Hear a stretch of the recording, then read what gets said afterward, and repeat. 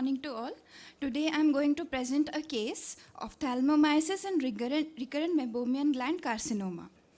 Ophthalmomyces is infestation of the eye and or the ocular adnexa by fly larvae of order Diptera. It represents less than 5% of cases of human myiasis, and the predisposing factors are poor hygienic conditions with tissue compromised by malignant disease, surgery, ischemia or infection. Now coming to the case, a 77-year-old male farmer by occupation presented to our emergency with bleeding and maggots emerging from a tumorous outgrowth on his left upper lid. The mass was present on the left upper lid since last 6 months. It was painless and gradually increasing in size. There was history of eyelid surgery on the same side due to a mass diagnosed as meibomian gland carcinoma 2 years back.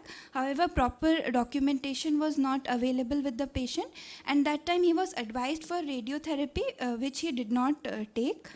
On examination of the left eye, there was no perception of light, and on the upper lid, a pinkish, soft circular mass of size 4.5 centimeter into 4 centimeter with central depression and areas of necrosis, ulceration, and bleeding points were seen. There was involvement of lid margin with loss of lashes, and multiple 1 millimeter long white larvae were present in the central depression, and rest of the eye was thysical. Coming to management, turpentine oil painting was done to force the maggots to come to the surface. Then manual removal was done with forceps. This was continued for the next few days along with regular dressing, and IV antibiotics were also given. After all the maggots were removed, the total resection of upper eyelid with reconstruction by Cutler-Beard method was undertaken, and the patient was advised for radiotherapy. And unfortunately, after the stage 1 of the procedure, the patient was lost to follow-up.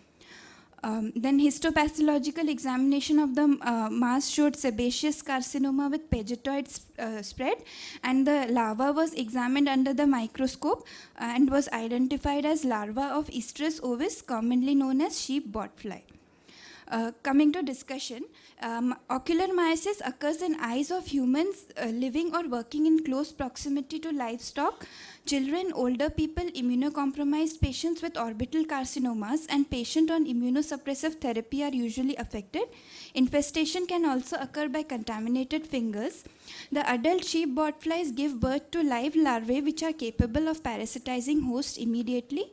These larvae are capable of living in eye fluid, freely crawling on the eyeballs, and with the help of hooks, they tend to attach themselves to the conjunctiva and erode the mucous membrane of the eye.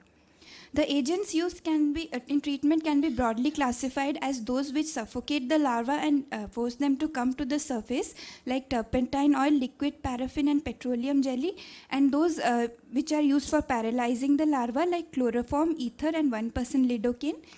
This has to be followed by mechanical debridement and systemic treatment with broad-spectrum antibiotics, and ivermectin can be given in advanced invasive cases.